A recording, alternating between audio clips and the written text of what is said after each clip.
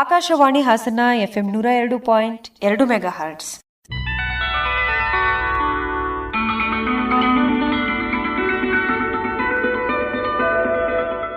ಜನತರಂಗ ಜನತರಂಗ ಜನತರಂಗ ಜನತರಂಗ. ಇಂದಿನ ಜನತರಂಗ ಕಾರ್ಯಕ್ರಮದಲ್ಲಿ ಕರ್ನಾಟಕ ರಾಜ್ಯ ಸರ್ಕಾರ ಬೆಂಗಳೂರಿನಲ್ಲಿ ಆಯೋಜಿಸಿರುವ ಅಂತಾರಾಷ್ಟ್ರೀಯ ವಾಣಿಜ್ಯ ಮೇಳ ಕುರಿತು ಹಾಸನದ ಕೃಷಿ ಇಲಾಖೆಯ ಜಂಟಿ ಕೃಷಿ ನಿರ್ದೇಶಕರಾದ ಡಾ ಪಿ ರಮೇಶ್ ಕುಮಾರ್ ಅವರೊಂದಿಗೆ ಸಂದರ್ಶನ. ಸಂದರ್ಶಕರು ಅರಕಲಗೂಡು ವಿ ಮಧುಸೂದನ್.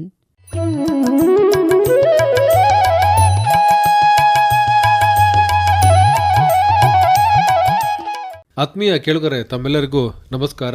ಇವತ್ತಿನ ಕಾರ್ಯಕ್ರಮಕ್ಕೆ ಸ್ವಾಗತ.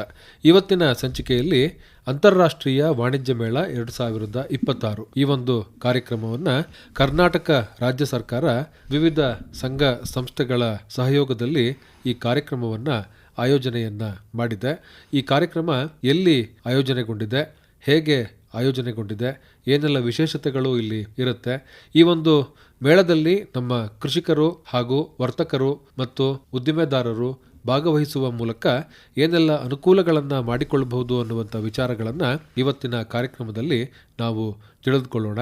ಹೆಚ್ಚಿನ ಮಾಹಿತಿಯನ್ನು ಮಾಡಿಕೊಡ್ಲಿಕ್ಕಾಗಿ ಇವತ್ತು ನಮ್ಮೊಂದಿಗೆ ಇದ್ದಾರೆ ಹಾಸನದ ಕೃಷಿ ಇಲಾಖೆಯ ಜಂಟಿ ಕೃಷಿ ನಿರ್ದೇಶಕರಾದ ಡಾ ಪಿ ರಮೇಶ್ ಕುಮಾರ್ ಅವರು. ಸರ್, ತಮಗೆ ನಮಸ್ಕಾರ, ಕಾರ್ಯಕ್ರಮಕ್ಕೆ ಸ್ವಾಗತ. ನಮಸ್ಕಾರ ಸರ್. ಅಂತಾರಾಷ್ಟ್ರೀಯ ವಾಣಿಜ್ಯ ಮೇಳ ಅನ್ನುವಂತಹ ಒಂದು ತಲೆಬರಹದಲ್ಲಿ ಒಂದು ದೊಡ್ಡ ಕಾರ್ಯಕ್ರಮವನ್ನು ಅಂತಾರಾಷ್ಟ್ರೀಯ ಮಟ್ಟದಲ್ಲಿ ಆಯೋಜನೆಯನ್ನ ಮಾಡಲಾಗಿದೆ. ಏನು ಅಂತಾರಾಷ್ಟ್ರೀಯ ವಾಣಿಜ್ಯ ಮೇಳ ಅಂತ ಹೇಳಿದ್ರೆ? ಕಳೆದ ಹಲವಾರು ವರ್ಷಗಳಿಂದ 2016-17ನೇ ಸಾಲಿನಿಂದ ಬೆಂಗಳೂರಿನ ಅರಮನೆ ಮೈದಾನದಲ್ಲಿ ನಾವು ಅಂತಾರಾಷ್ಟ್ರೀಯ ವಾಣಿಜ್ಯ ಮೇಳವನ್ನು ನಡೆಸ್ಕೊಂಡು ಬರ್ತಾ ಇದ್ದೇವೆ. ಅಂದರೆ ಮೇಳ ಒಂದು ಅಂತಾರಾಷ್ಟ್ರೀಯ ಮಟ್ಟದಲ್ಲಿ ಇರಲಿ ಅಂತೇಳಿ ಬಹಳ ದೊಡ್ಡ ಮಟ್ಟದಲ್ಲಿ ಕರ್ನಾಟಕ ರಾಜ್ಯ ಕೃಷಿ ಇಲಾಖೆ ವತಿಯಿಂದ ಮತ್ತು ಕೃಷಿ ಇಲಾಖೆಯ ಅಂಗ ಸಂಸ್ಥೆಗಳಾದಂಥ ಸಾವಯವ ಪ್ರಮಾಣ ಸಂಸ್ಥೆ ಆಗಿರ್ಬೋದು, ಸೆಕೆಂಡರಿ ಕೃಷಿ ನಿರ್ದೇಶನಾಲಯ ಆಗಿರ್ಬೋದು, ಕಪೆಕ್ ಆಗಿರ್ಬೋದು, KSSE ಆಗಿರ್ಬೋದು, ಇವರೆಲ್ಲರೂ ಕೂಡ ನಮ್ಮ ಜೊತೆಗೆ ಇರ್ತಾರೆ. ಅವರೆಲ್ಲರ ಸಹಯೋಗದೊಂದಿಗೆ ನಾವು ಮೇಳವನ್ನು ಮಾಡಿಕೊಂಡು ಬರ್ತಾ ಇದ್ದೇವೆ. ಪ್ರಥಮ ವರ್ಷ ಪ್ರಾರಂಭ ಮಾಡಿದಾಗ ಸಾವಯವ ಮತ್ತು ಸಿರಿಧಾನ್ಯ ಮೇಳ ಅಂತೇಳಿ ಪ್ರಾರಂಭ ಆಗಿದ್ದು, ನಂತರದಲ್ಲಿ ಇದು ಅಂತಾರಾಷ್ಟ್ರೀಯ ವಾಣಿಜ್ಯ ಮೇಳ ಅಂತೇಳಿ ಪ್ರಾರಂಭ ಮಾಡಿದ್ದೇವೆ. ಈ ವರ್ಷವೂ ಸಹಿತ ನಾವು ಅಂತಾರಾಷ್ಟ್ರೀಯ ವಾಣಿಜ್ಯ ಮೇಳವನ್ನು ವಾಡಿಕೆಯಂತೆ 2026 ಅರಮನೆ ಮೈದಾನದಲ್ಲಿ ತಿರುಪುರವಾಸಿನಿ ಎಂಟ್ರೆನ್ಸ್ ನಲ್ಲಿ ಮಾಡ್ತಾ ಇದ್ದೇವೆ. ಯಾವಾಗ ಆಯೋಜನೆಗೊಂಡಿದೆ ಸರ್? ಇದೇ ತಿಂಗಳು ಫೆಬ್ರವರಿ 3 ದಿವಸ 6ನೇ ತಾರೀಕು, 7ನೇ ತಾರೀಕು, 8ನೇ ತಾರೀಕು, ಶುಕ್ರವಾರ, ಶನಿವಾರ ಮತ್ತು ಭಾನುವಾರ ಬರುತ್ತೆ. ಈ ದಿವಸ ನಾವು ಅಂತಾರಾಷ್ಟ್ರೀಯ ವಾಣಿಜ್ಯ ಮೇಳವನ್ನ ಹಮ್ಮಿಕೊಂಡಿದ್ದೇವೆ. ಯಾವ ಉದ್ದೇಶದಿಂದ ಈ ಒಂದು ಅಂತಾರಾಷ್ಟ್ರೀಯ ವಾಣಿಜ್ಯ ಮೇಳವನ್ನ ಪ್ರಾರಂಭ ಮಾಡಲಾಯಿತು? ಮೊದಲನೇ ವರ್ಷ ಪ್ರಾರಂಭ ಮಾಡಿದಾಗ ಇದಕ್ಕೆ ಸಾವಯವ ಉತ್ಪನ್ನಗಳಿಗೆ ಹೆಚ್ಚಿನ ಒತ್ತನ್ನು ಕೊಟ್ಟು ಮತ್ತು ಸಿರಿಧಾನ್ಯಗಳಿಗೆ ಹೆಚ್ಚಿನ ಒತ್ತನ್ನು ಕೊಟ್ಟು ವಾಣಿಜ್ಯ ಮೇಳವನ್ನು ನಾವು ಪ್ರಾರಂಭ ಮಾಡಿದ್ವಿ. ಈ ವರ್ಷವೂ ಸಹಿತ ಅದು ಕೂಡ ಇರ್ತದೆ. ಅದರ ಜೊತೆಗೆ ಮತ್ತಷ್ಟು ಬೇರೆ ಬೇರೆ ಆಯಾಮಗಳಲ್ಲಿ ನಾವು ಮಾಡ್ತಾ ಇದ್ದೇವೆ. ಒಂದು ಧ್ಯೇಯ ವಾಕ್ಯದೊಂದಿಗೆ ಅಂತಾರಾಷ್ಟ್ರೀಯ ಮೇಳವನ್ನು ಮಾಡ್ತಾ ಇದ್ದೇವೆ. ಏನು ಅಂತ ಹೇಳಿದ್ರೆ ಉತ್ಪಾದನೋತ್ತರ ಕೃಷಿ, ರೈತರ ಸಬಲೀಕರಣ. ಅದು ಈ ವರ್ಷದ ಧ್ಯೇಯ ವಾಕ್ಯ, ಟ್ಯಾಗ್ಲೈನ್ ಅಂತೇಳಿ ಹೇಳ್ತೀವಲ್ಲ, ಆ ರೀತಿ. ಉತ್ಪಾದನೋತ್ತರ ಕೃಷಿ ಅಂತೇಳಿ ಹೇಳಿದ್ರೆ ಬೆಳೆಯನ್ನ ಬೆಳೆದ ಮೇಲೆ ಬೆಳೆ ಉತ್ಪಾದನೆಯಾಚೆಗಿನ ಕೃಷಿ ಅಂತೇಳಿ ಮುಂದೆ ಏನೆಲ್ಲ ಚಾಲೆಂಜಸ್ ಬರ್ತದೆ ಅದರ ಬಗ್ಗೆ ಹೆಚ್ಚಿನ ಪ್ರಾಮುಖ್ಯತೆಯನ್ನು ಕೊಟ್ಟು ಅದರ ಮೂಲಕ ರೈತರ ಸಬಲೀಕರಣವನ್ನು ಮಾಡಬೇಕು ಅಂತ. ಈಗ ಒಂದು ಸಲ ಬೆಳೆ ಬಂತು ಅಂತ ಹೇಳಿದ್ರೆ ಸಂಸ್ಕರಣೆ ಮತ್ತು ಮೌಲ್ಯವರ್ಧನೆ ಅದು ಪ್ರಾರಂಭ ಆಗ್ತದೆ, ಬ್ರ್ಯಾಂಡಿಂಗ್ ಪ್ರಾರಂಭ ಆಗ್ತದೆ ಮತ್ತು ಕ್ರೆಡಿಟ್ ಸೇವೆ ಈ ರೀತಿ ಪ್ರಾರಂಭ ಆಗ್ತದೆ. ಇದನ್ನ ಗಮನದಲ್ಲಿಟ್ಕೊಂಡು ಅಲ್ಟಿಮೇಟ್ಲಿ ಏನಾಗಬೇಕು, ನಮ್ಮ ಬಟ್ಟಲಿಗೆ ಬಹಳ ಉತ್ಕೃಷ್ಟವಾದಂಥ ಆಹಾರ ಬರಬೇಕು. ಪ್ರತಿಯೊಬ್ಬ ನಾಗರಿಕರ ಅನ್ನದ ತಟ್ಟೆಗೆ ಉತ್ಕೃಷ್ಟವಾದಂಥ ಆಹಾರ ಬರಬೇಕು. ಇದಕ್ಕೆ ಏನೆಲ್ಲ ಪೂರಕವಾಗಿ ತಯಾರಿ ಮಾಡ್ಕೋಬೇಕು, ಸಿದ್ಧತೆ ಮಾಡ್ಕೋಬೇಕು ಮತ್ತು ಇದಕ್ಕೆ ರೈತರ ಕೊಡುಗೆ ಏನು, ಅವರು ಯಾವ ರೀತಿ ಸಿದ್ಧತೆಯನ್ನು ಮಾಡ್ಕೋಬೇಕು ಅನ್ನೋ ದೃಷ್ಟಿಯೊಳಗೆ ನಾವು ಫೆಬ್ರವರಿ 6, 7 ಮತ್ತು 8ನೇ ತಾರೀಕು ಬೆಂಗಳೂರಿನಲ್ಲಿ ಅಂತಾರಾಷ್ಟ್ರೀಯ ವಾಣಿಜ್ಯ ಮೇಳವನ್ನು ಮಾಡ್ತಾ ಇದ್ದೇವೆ. ಈ ಒಂದು ಅಂತಾರಾಷ್ಟ್ರೀಯ ಮೇಳದಲ್ಲಿ ಏನೆಲ್ಲ ವಿಶೇಷತೆಗಳು ಇರುವಂತಹ ಸಾಧ್ಯತೆ ಇರುತ್ತೆ? ಈಗ ಸಾಮಾನ್ಯವಾಗಿ ಕಳೆದ ವರ್ಷದ ಒಂದು ಅನುಭವದ ಮೇಲೆ ಹೇಳಬೇಕು ಅಂತ ಹೇಳಿದ್ರೆ ಸುಮಾರು 300ಕ್ಕೂ ಹೆಚ್ಚು ಮಳಿಗೆಗಳು ಇದ್ವು. 300ಕ್ಕೂ ಹೆಚ್ಚು ಮಳಿಗೆಗಳು ಯಾವುವು? ಸಾವಯವ ಉತ್ಪನ್ನಗಳ ಮಳಿಗೆಗಳಿದ್ವು, ದೇಸಿ ತಳಿಗಳ ಮಳಿಗೆಗಳಿದ್ವು, ನಮ್ಮ FPOಗಳು ಮತ್ತು ನಮ್ಮಲ್ಲಿ ಯಾರು ಬಹಳ ಉತ್ತಮವಾಗಿ ಬೆಳೆದಿರ್ತಕ್ಕಂಥ ಸಾವಯವ ಉತ್ಪನ್ನಗಳಾಗಿರ್ಬೋದು ಅಥವಾ ಸಿರಿಧಾನ್ಯದ ಉತ್ಪನ್ನಗಳಾಗಿರ್ಬೋದು ಆ ಥರದ ಮಳಿಗೆಗಳಿದ್ವು, ಬೇರೆ ರಾಜ್ಯಗಳಿಂದ ಬಂದಂಥ ಮಳಿಗೆಗಳಿದ್ವು ಮತ್ತು ಬೇರೆ ದೇಶಗಳಿಂದ ಬಂದಂಥ ಮಳಿಗೆಗಳಿದ್ವು. ಹಂಗಾಗಿ ಇಲ್ಲಿ ರೈತರಿಗೆ ಒಂದು ನೋಡೋದಕ್ಕೆ ಅವಕಾಶ. ಈಗ ಉದಾಹರಣೆಗೆ ಸಾವಯವ ಅಥವಾ ಸಿರಿಧಾನ್ಯ ಅಂತೇಳಿ ನಾವು ತಗೊಂಡ್ರೆ ಸಿರಿಧಾನ್ಯದಲ್ಲಿ ಏನೆಲ್ಲ ಉತ್ಪನ್ನಗಳನ್ನು ಮಾಡೋದಕ್ಕೆ ಸಾಧ್ಯ. ದೊಡ್ಡ ದೊಡ್ಡ ಕಂಪ್ನಿಯವರೇ ಇನ್ವಾಲ್ವ್ ಆಗಿ ತುಂಬ ಬೇರೆ ಬೇರೆ ರೀತಿಯ ಉತ್ಪನ್ನಗಳನ್ನು ಸಿರಿಧಾನ್ಯ ಸಿರಿಧಾನ್ಯವನ್ನು ಬಳಸಿ ಮಾಡ್ತಾ ಇದ್ದಾರೆ. ರೈತರಿಗೆ ಒಂದು ಅವಕಾಶ, ಈ ರೀತಿಯ ಉತ್ಪನ್ನಗಳನ್ನು ಅವರು ಆಸ್ ಎ ಕಂಪ್ನಿ ದೊಡ್ಡ ಮಟ್ಟದಲ್ಲಿ ಮಾಡ್ತಿರ್ಬೋದು, ನಾನು ಇದನ್ನು ಸಣ್ಣ ಮಟ್ಟದಲ್ಲಿ ಮಾಡೋದಕ್ಕೆ ಸಾಧ್ಯನಾ, ಈ ರೀತಿ ಚರ್ಚೆಗೂ ಕೂಡ ಅಲ್ಲಿ ಅವಕಾಶ ಇರ್ತದೆ. ಬಯರ್ ಟು ಬಯರ್ ಒಂದು ಫೋರಮ್ನೇ ಏರ್ಪಡಿಸಿರ್ತೀವಿ ಮತ್ತು ಬಯರ್ ಟು ಸೆಲ್ಲರ್ ಒಂದು ಫೋರಮ್ ಇರ್ತದೆ. ಅಲ್ಲಿ ಬೇರೆ ಬೇರೆ ಚರ್ಚೆಗೆ ಅವಕಾಶ ಇರುತ್ತೆ. ಹಂಗಾಗಿ ರೈತರಿಗೆ ಆ ಚರ್ಚೆಯಲ್ಲೂ ಕೂಡ ಭಾಗವಹಿಸಬಹುದು ಮತ್ತು ತಾಂತ್ರಿಕ ಸಮಾವೇಶಗಳು ಸಾಕಷ್ಟು ಇರ್ತವೆ. ಕಳೆದ ವರ್ಷ ಸುಮಾರು 61 ಜನ ಸ್ಪೀಕರ್ಗಳು ಮಾತಾಡಿದ್ದಾರೆ. ಅದರಲ್ಲಿ 16 ಜನ ಇಂಟರ್ನ್ಯಾಷನಲ್ ಲೆವೆಲ್ ಸ್ಪೀಕರ್ಸ್ ಮಾತಾಡಿದ್ದಾರೆ ಕಳೆದ ಮೇಳದಲ್ಲಿ. ಈ ವರ್ಷವೂ ಅದೇ ರೀತಿಯಲ್ಲಿ ಮತ್ತು ಅದಕ್ಕಿಂತ ಹೆಚ್ಚಿನ ಸಿದ್ಧತೆ ಮಾಡಿಕೊಂಡಿದ್ದಾರೆ. ಯಾವ ವಿಷಯಗಳಿಗೆ ಸಂಬಂಧಪಟ್ಟ ಹಾಗೆ ಇಲ್ಲಿ ಸಂವಾದ ಅಥವಾ ಚರ್ಚೆಗಳು ನಡೆಯುತ್ತೆ?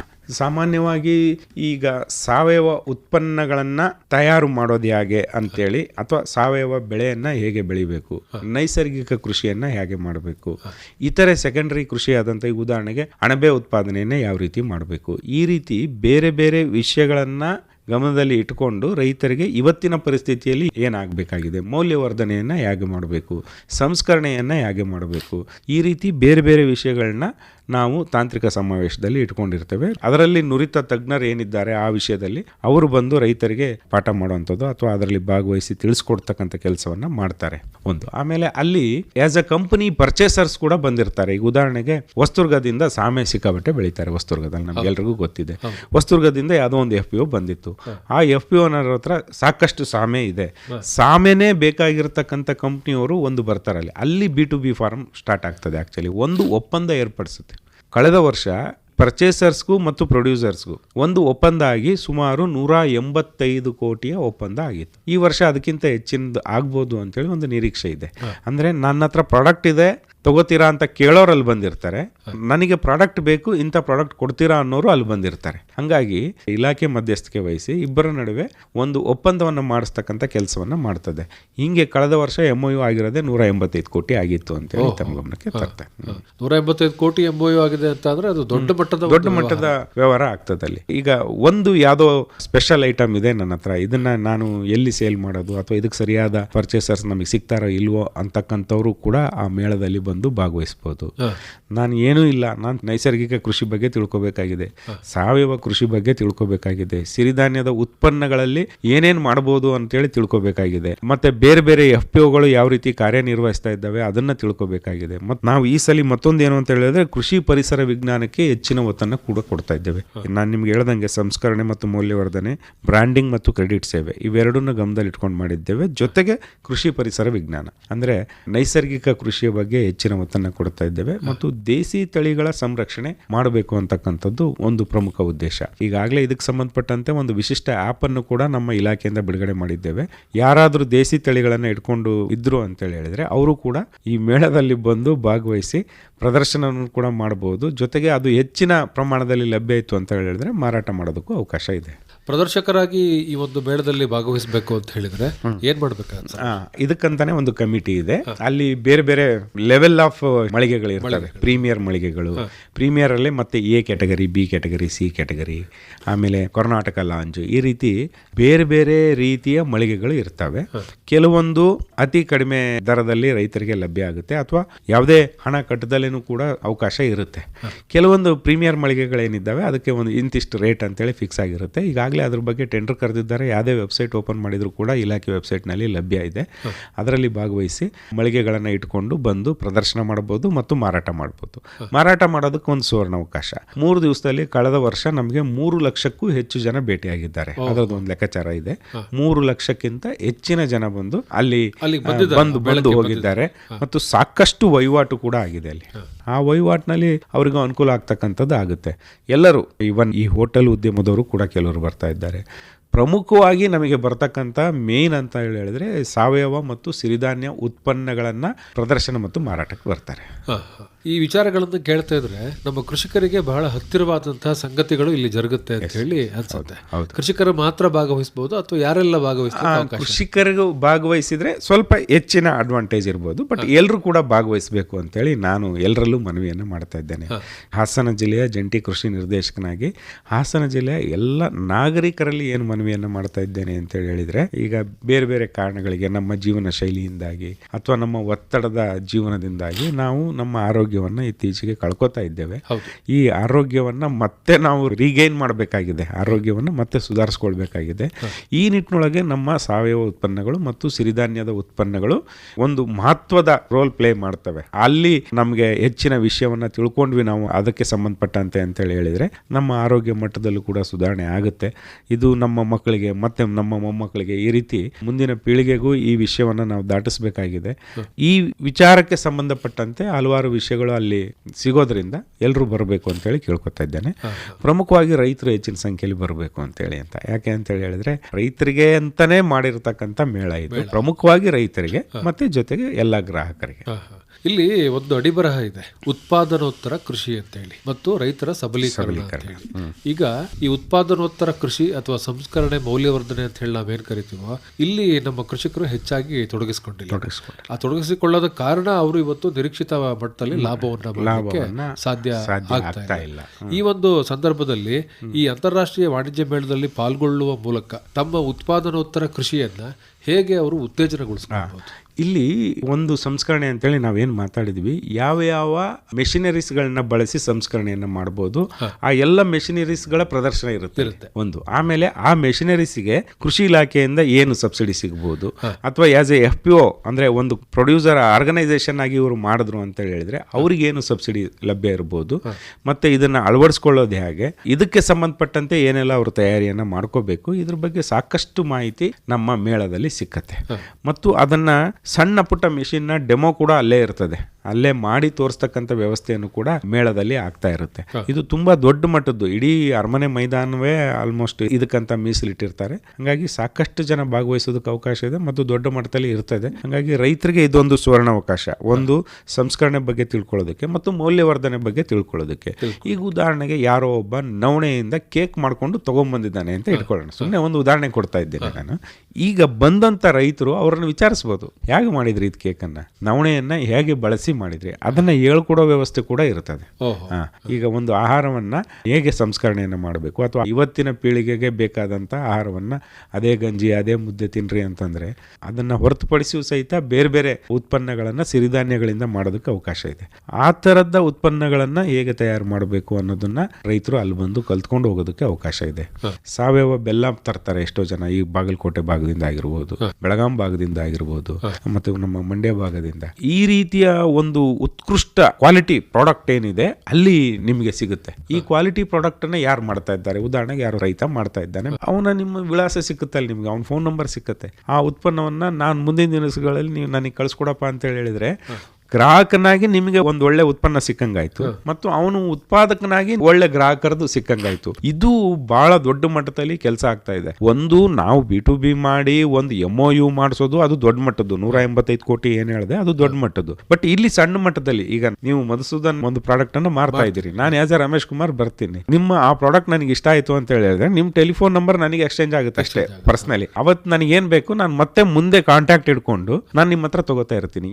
ಈ ತರ ನಾವು ಮಾರಾಟ ಮಾಡ್ಲಿಕ್ಕೆ ಮತ್ತೆ ಕೊಂಡ್ಕೊಳ್ಳಿಕ್ಕೆ ಎರಡು ತರದಲ್ಲೂ ಕೂಡ ಹೆಚ್ಚು ಅನುಕೂಲ ಲಭಿಸುತ್ತೆ. ಈಗ ತಮ್ಮ ಇಲಾಖೆಯ ವತಿಯಿಂದಲೇ ಉದ್ದಿಮೆಗೆ ಸಂಬಂಧಪಟ್ಟ ಹಾಗೆ ಮತ್ತೆ ಕೃಷಿ ಉತ್ಪನ್ನಗಳ ಸಂಸ್ಕರಣೆ ಮತ್ತೆ ಮೌಲ್ಯವರ್ಧನೆಗೆ ಸಂಬಂಧಪಟ್ಟ ಹಾಗೆ PMFME ಅನ್ನುವಂತಹ ಒಂದು ಯೋಜನೆ ಇತ್ತು. ಆ ಯೋಜನೆಯ ಮೂಲಕ ಅನುಕೂಲವನ್ನ ಮಾಡ್ಕೊಳ್ಳಿ ಅಂತ ಹೇಳಿ ಅನೇಕರನ್ನ ತಾವು ಕರೀತಾ ಇದ್ರಿ. ಇಲ್ಲಿ ಕೆಲವರು ಮುಂದೆ ಬರ್ತಾ ಇದ್ರು, ಇನ್ ಕೆಲವರು ನಮ್ಗೆ ಏನ್ ಮಾಡ್ಬೇಕು ಅಂತ ಗೊತ್ತಿಲ್ಲದೇ ಅವ್ರು ಹಿಂದುಳಿತಾ ಇದ್ರು. ಈ ನಿಟ್ಟಿನಲ್ಲಿ ಹೀಗೆ ಏನಾದ್ರೂ ಒಂದು ಸಣ್ಣ ಉದ್ದಿಮೆಯನ್ನ ಮಾಡಬೇಕು ಮನಸ್ಸಿದ್ದವರು ಅವ್ರಿಗೆ ಇದೊಂಥರ ಒಳ್ಳೆ ಅನುಕೂಲ ಆಗುತ್ತಲ್ವಾ ಭಾಗವಹಿಸುವ ಮೂಲಕ. ಈ ಉದಾಹರಣೆಗೆ ಈ ಸಿರಿಧಾನ್ಯದಿಂದ ತುಂಬಾ ಬೇರೆ ಬೇರೆ ರೀತಿಯ ಕುಕೀಸ್ ತರ್ತಾರಲ್ಲಿ. ಮೇ ಬಿ ನೀವು ಮಾರ್ಕೆಟ್ ಅಲ್ಲಿ ಕೆಲವೊಂದು ಕುಕೀಸ್ ನೋಡಿರ್ಬೋದು, ಬಿಸ್ಕತ್ಗಳು ನೋಡಿರ್ಬೋದು. ಬಹುಶಃ ಅದರ 10 ಪಟ್ಟು, ಅದರ 20 ಪಟ್ಟು, ಅದರ 30 ಪಟ್ಟು ವಿಭಿನ್ನ ರೀತಿಯ ಬಿಸ್ಕೆಟ್ಸ್ ಅಂತ ಏನೇನು ಹೇಳ್ತೀವಿ ಅದು ನಿಮಗೆ ಅಲ್ಲಿ ಲಭ್ಯ ಇರುತ್ತೆ. ಒಂದು ಅವ್ರ ಜೊತೆ ಡಿಸ್ಕಷನ್ ಮಾಡ್ಬೋದು. ಈ ರೀತಿ ಮಾಡಬೇಕು ಅಂದ್ರೆ ನಾವು ಯಾವ ಮಿಷನ್ ಹಾಕೋಬೇಕು, ಏನ್ ಮಾಡಬೇಕು, ಯಾವ ರೀತಿ ತಯಾರು ಮಾಡಬೇಕು, ಎಲ್ಲ ಮಾಹಿತಿ ಲಭ್ಯ ಆಗುತ್ತೆ. ಈಗ ನೀವೇನ್ PMFME ಬಗ್ಗೆ ಹೇಳಿದ್ರಿ, ಅವರಿಗೆ ಬಹಳಷ್ಟು ಜನಕ್ಕೆ ಒಂದು ವ್ಯಾಪಾರದಲ್ಲಿ ತೊಡಗಿಸ್ಕೊಳ್ಳೋ ಮನಸ್ಸಿದ್ರು ಏನ್ ಮಾಡಬೇಕು ಅನ್ನೋದು ಗೊತ್ತಿರೋದಿಲ್ಲ, ಯಾವ ರೀತಿ ಪ್ರಾರಂಭ ಮಾಡಬೇಕು ಅನ್ನೋದು ಗೊತ್ತಿರೋದಿಲ್ಲ. ಸ್ಟಾರ್ಟ್ಅಪ್ ನ ತಯಾರಾಗೋದಕ್ಕೆ ಇದು ಒಂದು ಒಳ್ಳೆ ವೇದಿಕೆ ಅಂತೇಳಿ ನನಗನ್ಸುತ್ತೆ. ಈ ಒಂದು ಮೇಳವನ್ನ ಸನ್ಮಾನ್ಯ ಮುಖ್ಯಮಂತ್ರಿಗಳೇ ಬಂದು ಉದ್ಘಾಟನೆಯನ್ನ ಮಾಡ್ತಾ ಇದ್ದಾರೆ ಅಂತ ಹೇಳಿದ್ರೆ ಇದ್ರ ಮಹತ್ವ ಎಷ್ಟು ಅನ್ನುವಂಥದ್ದು ನಮಗೆ ಗೊತ್ತಾಗುತ್ತೆ. ಉದ್ಘಾಟನಾ ಸಮಾರಂಭದಲ್ಲಿ ಯಾರೆಲ್ಲ ಇರ್ತಾರೆ ಮತ್ತೆ ವಿಶೇಷವಾಗಿ ಯಾರನ್ನ ಇಲ್ಲಿ ಕರೆದು ತಾವು ಮಾಡ್ತಾ ಇದ್ದಾರೆ? ಉದ್ಘಾಟನೆ ಸನ್ಮಾನ್ಯ ಮುಖ್ಯಮಂತ್ರಿಗಳು ಕರ್ನಾಟಕ ಸರ್ಕಾರ ಶ್ರೀ ಸಿದ್ದರಾಮಯ್ಯ ಸರ್ ಇರ್ತಾರೆ. ಅವರ ಜೊತೆಗೆ ಶ್ರೀ ಡಿ.ಕೆ. ಶಿವಕುಮಾರ್ ಸಾಹೇಬರು, ಮಾನ್ಯ ಉಪಮುಖ್ಯಮಂತ್ರಿಗಳು ಕರ್ನಾಟಕ ಸರ್ಕಾರ ಅವರು ಭಾಗವಹಿಸ್ತಾ ಇದ್ದಾರೆ. ಮತ್ತು ಕೇಂದ್ರ ಮಂತ್ರಿ ಆದಂಥ ಕುಮಾರಿ ಶೋಭಾ ಕರಂದ್ಲಾಜೆ ಮೇಡಮ್ ಅವರು ಕೂಡ ಭಾಗವಹಿಸ್ತಾ ಇದ್ದಾರೆ. ನಮ್ಮ ರಾಜ್ಯದ ಕೃಷಿ ಮಂತ್ರಿಗಳಾದಂಥ ಶ್ರೀ ಎನ್ ಚಲುವರಾಯಸ್ವಾಮಿ ಸಾಹೇಬರು ಆ ಕಾರ್ಯಕ್ರಮದ ಅಧ್ಯಕ್ಷತೆಯನ್ನು ವಹಿಸಿಕೊಂಡಿರ್ತಾರೆ. ಮತ್ತು ಎಲ್ಲವೂ ಕೂಡ ಅವರ ನೇತೃತ್ವದಲ್ಲಿ ನಡೀತಾ ಇದೆ. ಅವರ ಮಾರ್ಗದರ್ಶನದಂತೆ, ಅವರ ಮಾರ್ಗಸೂಚಿಯಂತೆ ನಡೀತಾ ಇದೆ. ಮತ್ತು ಇದರಲ್ಲಿ ಮುಖ್ಯ ಅತಿಥಿಗಳಾಗಿ ಸನ್ಮಾನ್ಯ ಶ್ರೀ ಕೃಷ್ಣ ಬೈರೇಗೌಡರು ಸರ್ ಭಾಗವಹಿಸ್ತಾ ಇದ್ದಾರೆ. ಇವತ್ತಿನ ಕಂದಾಯ ಸಚಿವರು ಮತ್ತು ಹಿಂದಿನ ಕೃಷಿ ಮಂತ್ರಿಗಳು. ಈ ಆರಂಭ ಮಾಡೋದಕ್ಕೆ ಮೂಲ ಕಾರಣರಾದಂತವರು ಸನ್ಮಾನ್ಯ ಶ್ರೀ ಕೃಷ್ಣ ಬೈರೇಗೌಡರವರು, ಅವರು ಭಾಗವಹಿಸ್ತಾ ಇದ್ದಾರೆ. ಶ್ರೀ ರಾಮಲಿಂಗಾರೆಡ್ಡಿ ಸಾಹೇಬರು ಭಾಗವಹಿಸ್ತಾ ಇದ್ದಾರೆ, ಸಾರಿಗೆ ಮತ್ತು ಮುಜರಾಯಿ ಸಚಿವರು. ಎಸ್ ಮಲ್ಲಿಕಾರ್ಜುನ್ ಸಾಹೇಬರು ಅಂದ್ರೆ ತೋಟಗಾರಿಕೆ ಸಚಿವರು, ಅವರು ಭಾಗವಹಿಸ್ತಾ ಇದ್ದಾರೆ. ಮತ್ತು ಕೊನೆಯ ಸಮಾರೋಪ ದಿವಸ ಕೇಂದ್ರದ ಕೃಷಿ ಮತ್ತು ರೈತ ಕಲ್ಯಾಣ ಮತ್ತು ಗ್ರಾಮೀಣಾಭಿವೃದ್ಧಿ ಸಚಿವರಾದಂಥ ಸನ್ಮಾನ್ಯ ಶ್ರೀ ಶಿವರಾಜ್ ಸಿಂಗ್ ಚೌಹಾಣ್ ಸಾಹೇಬರು ಭಾಗವಹಿಸ್ತಾ ಇದ್ದಾರೆ. ಅದರ ಜೊತೆಗೆ ಬೇರೆ ಬೇರೆ ಎಲ್ಲ ರೀತಿಯ ರಾಜಕಾರಣಿಗಳಿದ್ದಾರೆ. ಈಗ ಅಶೋಕ್ ದಳವಾಯಿ ಅವರು ಆಸ್ ಎ ಸೈಂಟಿಸ್ಟ್ ಮತ್ತು ಬೆಲೆ ಆಯೋಗದ ಅಧ್ಯಕ್ಷರು ಕೂಡ, ಅವರು ಕೂಡ ಭಾಗವಹಿಸ್ತಾ ಇದ್ದಾರೆ. ಅವರು ಕೂಡ ತಮ್ಮ ಅನುಭವವನ್ನು ನಮ್ಮೆಲ್ಲರ ಜೊತೆಗಲ್ಲಿ ಹಂಚ್ಕೋತಾ ಇದ್ದಾರೆ. ಆಮೇಲೆ ಈ ಕಪ್ಪೆಕ್ನ ಅಧ್ಯಕ್ಷರು ಬರ್ತಾರೆ, KSSC ಅವರ ಅಧ್ಯಕ್ಷರು, ಆಮೇಲೆ KSOC-ನ ಅಧ್ಯಕ್ಷರು ಮತ್ತು ನಮ್ಮ ದ್ವಿದಳ ಧಾನ್ಯ ಅಭಿವೃದ್ಧಿ ಮಂಡಳಿ ನಿಯಮದ ಅಧ್ಯಕ್ಷರು ಬರ್ತಾ ಇದ್ದಾರೆ. ಈಗ ಬೇರೆ ಬೇರೆ ಜನಪ್ರತಿನಿಧಿಗಳು ಇದ್ದಾರೆ. ಕಳೆದ ಬಾರಿ ಬೇರೆ 9 ರಾಷ್ಟ್ರಗಳಿಂದ ಬಂದು ಭಾಗವಹಿಸಿದ್ರು. ಆಮೇಲೆ ಸುಮಾರು ಒಂದು 25 ರಾಜ್ಯಗಳಿಂದ ಬಂದು ಭಾಗವಹಿಸಿದ್ರು. ಅಂದ್ರೆ ಉದಾಹರಣೆಗೆ ಹೆಂಗೆ ಇಲ್ಲಿ ಕರ್ನಾಟಕ ರಾಜ್ಯ ಕೃಷಿ ಇಲಾಖೆ ಇದೆ, ಇದೇ ರೀತಿ ಕೃಷಿ ಇಲಾಖೆ ಬಿಹಾರದಲ್ಲಿ ಇರುತ್ತೆ, ಕೃಷಿ ಇಲಾಖೆ ಉತ್ತರಾಖಂಡಲ್ಲಿದೆ, ಉತ್ತರ ಪ್ರದೇಶದಲ್ಲಿದೆ. ಎಲ್ಲ ಕೃಷಿ ಇಲಾಖೆಗಳು ಕೂಡ ಭಾಗವಹಿಸಿದ್ದು. ಮತ್ತು ಅಲ್ಲಿ ಪ್ರಮುಖವಾಗಿ ನಾವೆಂಗೆ FPOಗಳನ್ನ ಮಾಡಿದ್ದೇವೆ, ಅಲ್ಲೂ ಕೂಡ ಆ ರಾಜ್ಯದಲ್ಲೂ ಸಹಿತ ಬೇರೆ ಬೇರೆ FPOಗಳನ್ನ ಮಾಡಿದ್ದಾರೆ, SHಗಳನ್ನ ಮಾಡಿದ್ದಾರೆ. ಆ ತರದ ಜನರು ಕೂಡ ಬಂದು ಭಾಗವಹಿಸಿ ತಮ್ಮ ರಾಜ್ಯದ ಉತ್ಪನ್ನಗಳನ್ನು ಕೂಡ ಪ್ರದರ್ಶನ ಮಾಡೋದ್ರು. ಇಲ್ಲಿ ರೈತರಿಗೆ ಏನೊಂದು ಅವಕಾಶ ಅಂತ ಹೇಳಿದ್ರೆ, ಬೇರೆ ಬೇರೆ ರಾಜ್ಯದ ಉತ್ಪನ್ನಗಳನ್ನು ನೋಡೋದಕ್ಕೆ ಅವಕಾಶ ಇದೆ. ಈಗ ಉದಾಹರಣೆಗೆ ಈ ಕೇರಳ ರಾಜ್ಯದವರು ತುಂಬಾ ಸ್ಪೆಷಲ್ ಕೋಕೋನಟ್ ಪ್ರಾಡಕ್ಟ್ಗಳನ್ನ ತರ್ತಾರೆ. ಅವರು ಏನೇ ಅಂದ್ರು ಈ ತೆಂಗಿನ ವಿಷಯದಲ್ಲಿ ನಮ್ಗಿಂತ ಸ್ವಲ್ಪ ಅಡ್ವಾನ್ಸ್ಡ್ ಇದ್ದಾರೆ ಮತ್ತು ಆ ಬೆಳೆಯನ್ನು ಬಹಳಷ್ಟು ಬೆಳೀತಾರೆ ಅವರು. ಆ ಲೆಕ್ಕದಲ್ಲಿ ಕೇರಳ ರಾಜ್ಯದ ಆ ಪೆವಿಲಿಯನ್ ಅನ್ನ ವಿಸಿಟ್ ಮಾಡಿದ್ರೆ ನಮ್ಗೆ ಅಲ್ಲಿ ತೆಂಗಿನ ಬಗ್ಗೆ ಸಾಕಷ್ಟು ಮಾಹಿತಿ ಸಿಗ್ತದೆ. ಇದು ನಮ್ಮ ರೈತರಿಗೆ ಅನುಕೂಲ. ಈ ಒಂದು ಅಂತಾರಾಷ್ಟ್ರೀಯ ವಾಣಿಜ್ಯ ಮೇಳಕ್ಕೆ ಪೂರಕವಾಗಿ ಮತ್ತೆರಡು ಕಾರ್ಯಕ್ರಮಗಳನ್ನ ಇದೇ ವೇದಿಕೆಯಲ್ಲಿ ಮಾಡಲಾಗ್ತಾ ಇದೆ. ಯಾವೆಲ್ಲ ಕಾರ್ಯಕ್ರಮಗಳನ್ನ ಮಾಡಲಾಗ್ತಾ ಇದೆ, ಅವುಗಳ ಮಹತ್ವ ಏನು ಅನ್ನುವಂಥದ್ದನ್ನ ತಿಳಿಸ್ಕೊಡಿ. ಒಂದು ರಾಜ್ಯ ಮಟ್ಟದ ಕೃಷಿ ಪಂಡಿತ ಪ್ರಶಸ್ತಿ ಏನಿದೆ ಅದನ್ನ ಉದ್ಘಾಟನಾ ಸಮಾರಂಭ ಆಗುತ್ತೆ. ಅವತ್ತಿನ ದಿವಸ ರಾಜ್ಯ ಮಟ್ಟದ ಕೃಷಿ ಪಂಡಿತ ಪ್ರಶಸ್ತಿ ಮತ್ತು ಬೆಳೆ ಸ್ಪರ್ಧೆಯಲ್ಲಿ ಪ್ರಶಸ್ತಿಯನ್ನ ತೆಗೆದುಕೊಂಡಿರ್ತಾರೆ ರಾಜ್ಯ ಮಟ್ಟದಲ್ಲಿ, ಅವರಿಗೆ ಪ್ರಶಸ್ತಿ ಪ್ರದಾನ ಸಮಾರಂಭವನ್ನ ಅವತ್ತಿನ ದಿವಸ ಹಮ್ಮಿಕೊಂಡಿದ್ದಾರೆ. ಈ ಎರಡು ಕೆಲಸಗಳು ಅಲ್ಲಿ ಆಗ್ತಾ ಇದೆ. ಜೊತೆಗೆ ಇಲ್ಲಿ ಏನು ಅಂತ ಹೇಳಿದ್ರೆ, ನಾವು ಪಾಕ ಸ್ಪರ್ಧೆಯನ್ನ ಮಾಡಿದ್ವಿ ಜಿಲ್ಲಾ ಮಟ್ಟದಲ್ಲಿ, ತಾವು ಕೂಡ ನೋಡಿದ್ದೀರದನ್ನ. ಅದೇ ರೀತಿ ಇಲ್ಲಿ ಜಿಲ್ಲಾ ಮಟ್ಟದಲ್ಲಿ ಫಸ್ಟ್ ಬಂದಂತವ್ರು ಅಲ್ಲಿ ರಾಜ್ಯ ಮಟ್ಟದಲ್ಲಿ ಕೂಡ ಭಾಗವಹಿಸಿರ್ತಾರೆ. ಅದು ಒಂದು ಅವಕಾಶ. ಜೊತೆಗೆ ಸಿರಿಧಾನ್ಯವನ್ನೇ ಬಳಸಿ ಬೇರೆ ಬೇರೆ ಅಡಿಗೆಗಳನ್ನ ಮಾಡಿಕೊಂಡು ಕ್ಯಾಟರಿಂಗ್ ವ್ಯವಸ್ಥೆ ಏನಿರುತ್ತೆ, ಸಿರಿಧಾನ್ಯದ ಕ್ಯಾಟರಿಂಗ್ ವ್ಯವಸ್ಥೆನೇ ಇರುತ್ತೆ. ಹಂಗಾಗಿ ಇದೊಂಥರ ಪ್ರಾಕ್ಟಿಕಲಿ ಎಕ್ಸ್ಪೋಸ್ ಆದಂಗೆ ರೈತರು ಕೂಡ ಆ ತರದ್ದು ಕೂಡ ಅಲ್ಲಿ ಒಂದು ಭಾಗವಾಗಿ ನಡೆಯುತ್ತೆ. ಹೀಗೆ ಒಂಥರ ವೈವಿಧ್ಯತೆ ಕಾರ್ಯಕ್ರಮದಲ್ಲಿ ಒಟ್ಟಾರೆ ಉದ್ದೇಶ ಏನು ಅಂತ ಹೇಳಿದ್ರೆ, ರೈತರ ಸಬಲೀಕರಣ ಆಗಬೇಕು, ರೈತರಿಗೆ ಎಲ್ಲ ತಿಳುವಳಿಕೆ ಬರಬೇಕು. ಇದ್ರ ಮೂಲಕ ರೈತರು ತಮ್ಮ ಸಂಸ್ಕರಣೆ ಮತ್ತು ಮೌಲ್ಯವರ್ಧನೆ ಬಗ್ಗೆ, ಬ್ರ್ಯಾಂಡಿಂಗ್ ಮತ್ತು ಕ್ರೆಡಿಟ್ ಸೇವೆ ಬಗ್ಗೆ ಹೆಚ್ಚಿನ ಗಮನವನ್ನು ಕೊಡಬೇಕು. ಇದರ ಜೊತೆಗೆ ಕೃಷಿ ಪರಿಸರದ ವಿಜ್ಞಾನದ ಬಗ್ಗೆಯೂ ಅವರಿಗೆ ತಿಳುವಳಿಕೆ ಇರಬೇಕು ಅನ್ನೋದು ಉದ್ದೇಶ. ಒಟ್ಟಾರೆ ನಮ್ಮ ಜಿಲ್ಲೆಯ ಜನತೆಗೆ ಈ ಒಂದು ಅಂತಾರಾಷ್ಟ್ರೀಯ ವಾಣಿಜ್ಯ ಮೇಳಕ್ಕೆ ಸಂಬಂಧಪಟ್ಟ ಹಾಗೆ ಅಂತಿಮವಾಗಿ ಏನು ಹೇಳಲಿಕ್ಕೆ ಇಷ್ಟಪಡ್ತೀನಿ? ಒಂದು, ರೈತರು ಅತಿ ಹೆಚ್ಚಿನ ಸಂಖ್ಯೆಯಲ್ಲಿ ಬಂದು ಭಾಗವಹಿಸಿ ಅಂತೇಳಿ ನಾನು ಎಲ್ಲ ರೈತರಲ್ಲೂ ಮನವಿಯನ್ನು ಮಾಡ್ತಾ ಇದ್ದೇನೆ. ಎರಡನೇದು, ಎಲ್ಲರೂ ನಾಗರಿಕರು, ಪ್ರತಿಯೊಬ್ಬ ನಾಗರಿಕರು ಬಂದು ನೋಡ್ತಕ್ಕಂಥದ್ದು ಅಲ್ಲಿ ಅವಕಾಶ ಇದೆ. ಹಾಗಾಗಿ ಎಲ್ಲ ಹಾಸನ ಜಿಲ್ಲೆಯ ನಾಗರಿಕರಲ್ಲಿ ನಾನು ಹೃತ್ಪೂರ್ವಕವಾದ ಮನವಿಯನ್ನು ಮಾಡ್ತಾ ಇದ್ದೀನಿ ಅಂತ ಹೇಳಿದ್ರೆ, ಹೆಚ್ಚಿನ ಸಂಖ್ಯೆಯಲ್ಲಿ ಬಂದು ಭಾಗವಹಿಸಿ ಅಂತ. ಬಟ್ ನಮ್ಮ ಇಲಾಖೆಯಿಂದನೂ ಒಂದು 200 ಜನಕ್ಕೆ ಫ್ರೀಯಾಗಿ ಕರ್ಕೊಂಡು ಹೋಗೋದಕ್ಕೆ ಅವಕಾಶ ಇದೆ. ಈ 200 ನಾವು ಹೆಂಗೆ ಪ್ಲಾನ್ ಮಾಡಿದ್ದೀವಿ ಅಂದ್ರೆ, 2 ತಾಲೂಕು ಸೇರಿ ಒಂದು ಬಸ್ಸು ಅಂತೇಳಿ ಅಂತ. ಈಗ ಉದಾಹರಣೆಗೆ ಬೇಲೂರಿಂದ ಹೊರಟಂತ ಬಸ್ಸು ಬೇಲೂರು ಮತ್ತು ಹಾಸನ ತಾಲೂಕನ್ನ ಕವರ್ ಮಾಡಿಕೊಂಡು ಸೀದಾ ಬೆಂಗಳೂರಿಗೆ ಹೋಗುತ್ತೆ. ಅರಸೀಕೆರೆಯಲ್ಲಿ ಹೊರಟಂತ ಬಸ್ಸು ಅರಸೀಕೆರೆ ಮತ್ತು ಚನ್ನರಾಯಪಟ್ಟಣ ಕವರ್ ಮಾಡಿಕೊಂಡು ಸೀದಾ ಬೆಂಗಳೂರಿಗೆ ಮುಟ್ಟತ್ತೆ. ಮತ್ತೊಂದು ಬಸ್ಸು ನಮ್ಮ ಅರಕಲಗೂಡಿಂದ ಪ್ರಾರಂಭ ಆದರೆ ಅರಕಲಗೂಡು ಹೊಳೆನರಸೀಪುರ ಕವರ್ ಮಾಡಿಕೊಂಡು ಬೆಂಗಳೂರು ತಲುಪುತ್ತೆ. ಮತ್ತೊಂದು ಬಸ್ಸು ಸಕಲೇಶ್ಪುರದಿಂದ ಹೊರಟು ಸಕಲೇಶ್ಪುರ ಆಲೂರು ತಾಲೂಕನ್ನ ಕವರ್ ಮಾಡಿಕೊಂಡು ಬೆಂಗಳೂರು ಮುಟ್ಟುತ್ತೆ. 50 ಜನ ಅಂತ ಅಂದ್ರೂ 200 ಜನಕ್ಕೆ ಯಾವುದೇ ಶುಲ್ಕ ಇಲ್ದಂಗೆ ಅವ್ರಿಗೆ ಕರ್ಕೊಂಡು ಹೋಗೋದಕ್ಕೆ ನಾವು ವ್ಯವಸ್ಥೆಯನ್ನು ಮಾಡಿದ್ದೇವೆ. ಇದರ ಉಪಯೋಗವನ್ನು ಕೂಡ ರೈತರು ಪಡ್ಕೋಬೇಕು. ಇದಕ್ಕೆ ಆಸಕ್ತ ಇದ್ದಂಥ ರೈತರು ಕೂಡಲೇ ರೈತ ಸಂಪರ್ಕ ಕೇಂದ್ರವನ್ನು ಅಥವಾ ನಮ್ಮ ಸಹಾಯಕ ಕೃಷಿ ನಿರ್ದೇಶಕರ ಕಚೇರಿಯನ್ನು ಸಂಪರ್ಕ ಮಾಡಿ ನಾನು ಇಂಟ್ರೆಸ್ಟ್ ಇದ್ದೀನಿ, ನನ್ನ ಕರ್ಕೊಂಡು ಹೋಗಿ ಅಂತೇಳಿ ಇವತ್ತಿನ ದಿವಸನೇ ನೋಂದಾಯಿಸ್ಕೋಬೋದು, ಅವಕಾಶ ಇದೆ. ಅವರನ್ನು ನಾವು ಕರ್ಕೊಂಡು ಹೋಗ್ತೀವಿ. ಇದು ಒಂದು ಸಣ್ಣ ರೀತಿಯಲ್ಲಿ ನಾವು ಜನ ಕರ್ಕೊಂಡು ಹೋಗುವಂಥದ್ದು. ಹಿಂಗೆ ಪ್ರತಿಯೊಂದು ಜಿಲ್ಲೆಗೂ ಒಂದು 200-300 ಜನ, 150 ಜನ ಆ ಸೈಜ್ ಆಫ್ ದಿ ಡಿಸ್ಟ್ರಿಕ್ಟ್ ಮೇಲೆ ಒಂದಿಷ್ಟು ವ್ಯವಸ್ಥೆ ಆಗುತ್ತೆ. ಬಟ್ ತಾನಾಗಿ ಬರ್ತಕ್ಕಂಥ ಸಾಕಷ್ಟು ಜನರು ಬರ್ತಾ ಇದ್ದಾರೆ. ಅಲ್ಲಿ ಗ್ರಾಹಕರು ಇರ್ತಾರೆ. ಬೆಂಗಳೂರಿನವರು ಸಾಕಷ್ಟು ಜನ ಬರ್ತಾರೆ. ಹಂಗೆ ಹಾಸನ ಕೂಡ ಬೆಂಗಳೂರಿಂದ ತೀರಾ ದೂರದಲ್ಲಿ ಏನಿಲ್ಲ. ಹಾಗಾಗಿ ಹೆಚ್ಚಿನ ಸಂಖ್ಯೆಯಲ್ಲಿ ಭಾಗವಹಿಸ್ರಿ ಅಂತೇಳಿ ಎಲ್ಲ ರೈತರಲ್ಲಿ ಮತ್ತು ನಾಗರಿಕರಲ್ಲಿ ಮನವಿಯನ್ನು ಮಾಡ್ತಾ ಇದ್ದೀವಿ. ಈ 3 ದಿವಸಗಳ ಅವಧಿಯಲ್ಲಿ ಯಾವತ್ತಾದ್ರೂ ಒಂದು ದಿವಸ ಮಾಡೋದಕ್ಕೆ ಅವಕಾಶ ಇದೆ. ನಾವು ರೈತರನ್ನ ಕರ್ಕೊಂಡು ಹೋಗ್ತಾ ಇರುವಂತದ್ದು ಮೊದಲನೇ ದಿವಸವೇ ಒಂದು 8 ಜಿಲ್ಲೆಗಳಿಗೆ ಒಂದೊಂದು ದಿನಾಂಕವನ್ನ ನಿಗದಿ ಮಾಡಿದ್ದಾರೆ. ಇಂಥ ಜಿಲ್ಲೆಯವರು ಇಂಥ ದಿವಸ ಬರಬೇಕು ಅಂದ್ರೆ ಒಂದೇ ದಿವಸ ಬಂದು ಅಲ್ಲಿ ಕ್ರೌಡ್ ಆಗೋದಕ್ಕಿಂತನೂ ಇಂತಿಂಥ ಜಿಲ್ಲೆಗೆ ಇಂತಿಂಥ ದಿವಸ ಅಂತ ನಿಗದಿ ಮಾಡಿದ್ದಾರೆ. ನಮ್ಮ ಜಿಲ್ಲೆಯಿಂದ ನಾವು ಉಚಿತವಾಗಿ ಏನು ಕರ್ಕೊಂಡು ಹೋಗ್ತಾ ಇದ್ದೀವಿ ಅದು 6ನೇ ತಾರೀಕಿದೆ. ಬಟ್ ತಾವಾಗಿ ಬರ್ತಕ್ಕಂಥವ್ರು 6ನೇ ತಾರೀಕು ಬರ್ಬೋದು, 7ನೇ ತಾರೀಕು ಬರ್ಬೋದು, 8ನೇ ತಾರೀಕು ಬರ್ಬೋದು, ಅವಕಾಶ ಇದೆ. ಒಳ್ಳೆಯದು ಸರ್. ಏನು ಇದೇ ತಿಂಗಳ 6ರಿಂದ 8ನೇ ತಾರೀಕಿನವರೆಗೆ ಬೆಂಗಳೂರಿನಲ್ಲಿ ಅಂತಾರಾಷ್ಟ್ರೀಯ ವಾಣಿಜ್ಯ ಮೇಳ ನಡೀತಾ ಇದೆಯೋ, ಈ ಮೇಳ ಏನು, ಯಾವ ಉದ್ದೇಶದಿಂದ ಇದನ್ನು ಪ್ರಾರಂಭ ಮಾಡಲಾಯಿತು, ಏನೆಲ್ಲ ವಿಶೇಷತೆಗಳು ಇಲ್ಲಿ ಇರುತ್ತೆ, ಹೇಗೆ ನಮ್ಮ ಕೃಷಿಕರು ಭಾಗವಹಿಸಬೇಕು, ಭಾಗವಹಿಸುವ ಮೂಲಕ ಏನೆಲ್ಲ ಅನುಕೂಲಗಳನ್ನು ಮಾಡಿಕೊಳ್ಬಹುದು ಅನ್ನುವಂಥ ವಿಚಾರಗಳನ್ನು ವಿವರವಾಗಿ ತಿಳಿಸ್ಕೊಟ್ರಿ. ತಮಗೆ ಧನ್ಯವಾದಗಳು. ನಮಸ್ಕಾರ. ನಮಸ್ಕಾರ ಸರ್.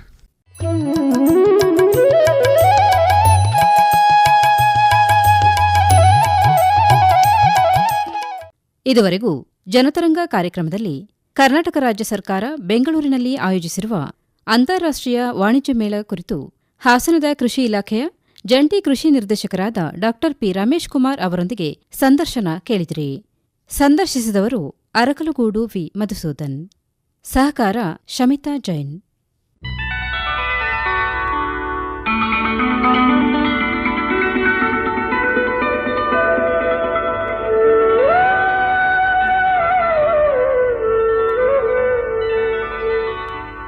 ಜನತರಂಗ ಜನತರಂಗ ಜನತರಂಗ ಜನತರಂಗ ಇದುವರೆಗೆ ಪ್ರಸಾರವಾಯಿತು.